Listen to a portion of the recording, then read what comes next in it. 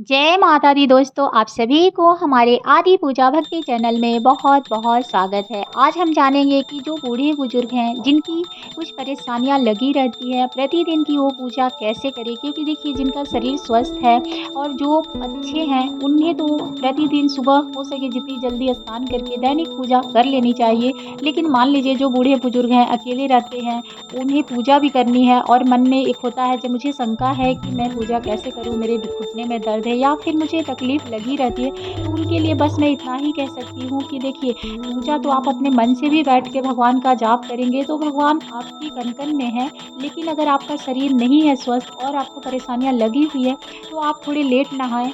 ये कोई ज़रूरी नहीं है कि सुबह ब्रह्म मुहूर्त में या फिर 6-7 बजे उठकर स्नान करें। आप थोड़ी-सी लेट भी स्नान कर सकते हैं। भगवान सभी के मन में हैं। आप पूरे मन से उनके ध्यान करेंगे तो भी भगवान आपका सुन लेते हैं। तो आपसे जितना हो पाए, हाँ, आपके घर में देवी-देवता हैं और आप अकेले हैं, कोई नहीं है पूजा करने वाली, तो थोड़ा-सा लेट भी कर लें, लेकिन कर सकते हैं, लेकिन अपने शरीर को देखते हुए ही करें। क्योंकि भगवान कभी भी किसी को, अपने भक्त को कष्ट नहीं पहुँचाते हैं। वो कभी नहीं कहते हैं कि अगर आपके शरीर में नहीं है जान तो आप मेरी भक्ति करो। क्योंकि देखिए, जो भी हम प्रसाद चढ़ाते हैं या देवी-देवता के, सिर्फ़ अपने लिए ही पूजा करते हैं। क्योंकि अगर आप प्रतिदिन घर में मंदिर में पूजा करते हैं, तो आप अपने लिए ही करते हैं। आपके घर में सुख समृद्धि बनी रहती है और आपके देवी-देवता आपके घर में वास करते हैं। इसलिए पूजा तो हम अपने लिए ही करते हैं, अपने ही घर के स्वास्थ्य के लिए करते हैं। मतलब सबकी स्वास्थ्य अच्छी रहे, घर की ऑरा जो होती है, नेगेटिव ऊर्जा जो होती है वो निकल जाए, इसलिए प्रतिदिन हम पूजा करते हैं। पूजा के देखिए एक नियम होते हैं, आप एक समय पे ही पूजा करें और आप जो दैनीय पूजा होती है, जो प्रतिदिन आप पूजा करते हैं, वो एक ऐसा पूजा करें जो एक समय पे टाइम बना ले,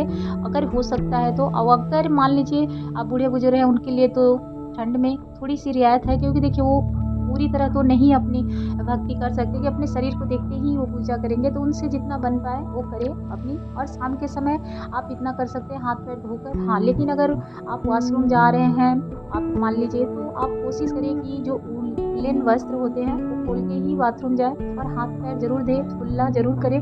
और अगर आप शौच गए हैं तब तो आपको स्नान की आवश्यकता है। अगर कोई घर में दूसरा कोई है जो नहीं गया, वो उससे दिया बत्ती करा ले। तो इस तरह से आप ठंड में अपनी दिनचर्या का पालन कर सकते हैं। क्योंकि देखिए, ठंड में थोड़ी परेशानी सभी के साथ होती है, सबकी शरीर एक समान नहीं होती है, किसी की तबीयत ज़्यादा खराब होती है, किसी को ठंड बार-बार लग जाती है, तो उनके लिए तो थोड़े से मतलब परेशानियाँ हो जाती हैं, तो उनके लिए हल मतलब भगवान भी हमेशा खड़े रहते हैं। क्योंकि जानते हैं, जो शरीर से आप लाचार हैं, तभी आप नहीं कर पा रहे हैं, तो सावधानियाँ, थो छोटी-छोटी सावधानियाँ आप बरत सकते हैं और अपने दिनचर्या को सही कर सकते हैं। लेकिन जिनका शरीर स्वस्थ है, वो कोशिश करें एक टाइम पे पूजा करें और एक समान ही पूजा करें। क्योंकि कहा जाता है कि आज आपने पूरे विशेष रूप से पूजा की है, अगले दिन आप नहीं। लेकिन हाँ, एक चीज़ आप ध्यान रखिए, जब भगवान को जब भी हम भोग लगाएँ, अगर आपके पास जो समर्थाएँ हैं, जो भी घर में रहता है, कहा जाता है जो भी घर में अवेलेबल रहता है, हम प्रसाद को चढ़ा देते हैं। तो आपके साथ भी होता होगा, हमारे साथ भी होता है।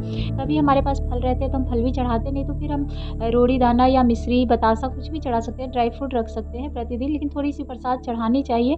और उसके बाद देखिए, आप कहेंगे जी हम चाय पी के सुबह की पूजा कर सकते हैं, तो जिनकी शरीर मतलब स्वस्थ नहीं है, बूढ़े-बुजुर्ग, उनके लिए तो आप चाहे तो चाय पी सकते हैं। देखिए, गुड़ की चाय सुबह की, मतलब आप जब उठे तो जो भी नित्य कार्य है आपके करने के बाद, अगर आपको लगती है, हम लोग तो जैसे कि होता क्या है, जो पानी पहले पी लीजिए तो आपकी बॉडी की सफाई भी हो जाती है। क्योंकि अंदरूनी सफाई भी बहुत ज़रूरी है। तो आप सुसुम पानी या गर्म पानी पी सकते हैं, जैसे आप पीते हों।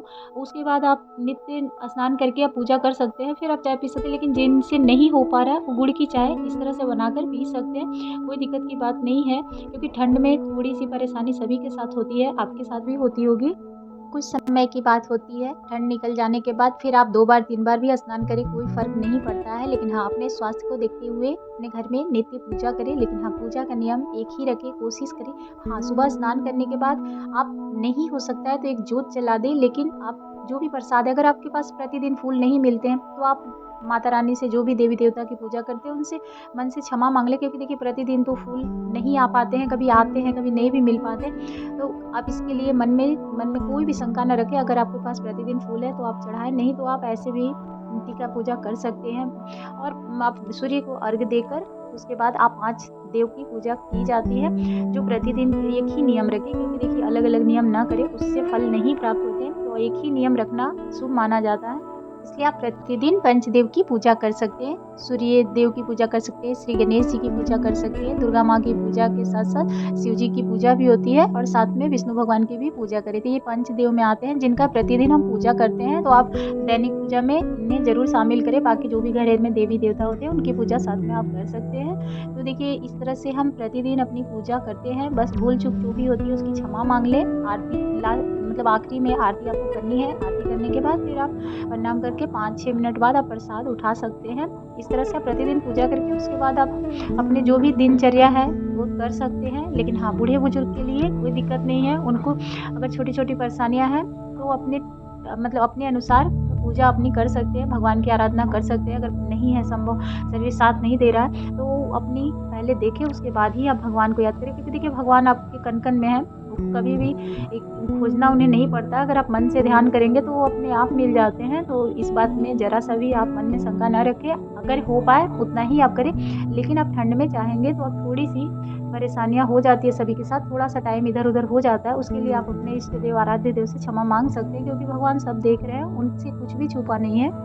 ये मैंने आपके साथ दैनिक परेशानियाँ शेयर की है जो सभी के साथ ये लगी रहती है कि सुबह से शाम तक हमें क्या करनी है। तो बस आप इतना करके अपने घर की और जो भी होती है बुरी शक्तियों को खत्म कर सकते हैं। छोटी-सी पूजा आप प्रतिदिन करें जिससे घर में सुख समृद्धि के साथ-साथ हमेशा माँ लक्ष्मी का भी वास होता है और घर में शुद्धि हर टाइम महसूस होती है। तो इस बात का पूरा ध्यान रखें। आप घर में छोटी-सी पूजा प्रतिदिन करें। एक जोत सुबह शाम ज़रूर जलनी चाहिए। हो सके तो कपूर और लौंग की आरती आप सुबह के समय ज़रूर करें। शाम को अगर धुनी हो पाता है तो करें, नहीं तो आपसे जितना समर्थ है उतना प्रतिदिन पूजा ज़रूर करें। लेकिन एक टाइम बनानी चाहिए, अलग-अलग टाइम पे पूजा नहीं करनी चाहिए। कोशिश करें। और बूढ़े बुजुर्ग के लिए कोई दिक्कत नहीं है, वो अपने टाइम अनुसार पूजा कर सकते हैं क्योंकि भगवान सबके तन में है। इस बात का ध्यान रखिएगा। अगर आपको हमारी जानकारी अच्छी लगी हो तो एक लाइक एंड सब्सक्राइब जरूर करिएगा। धन्यवाद। जय माता दी। आप सभी का दिन मंगलमय हो।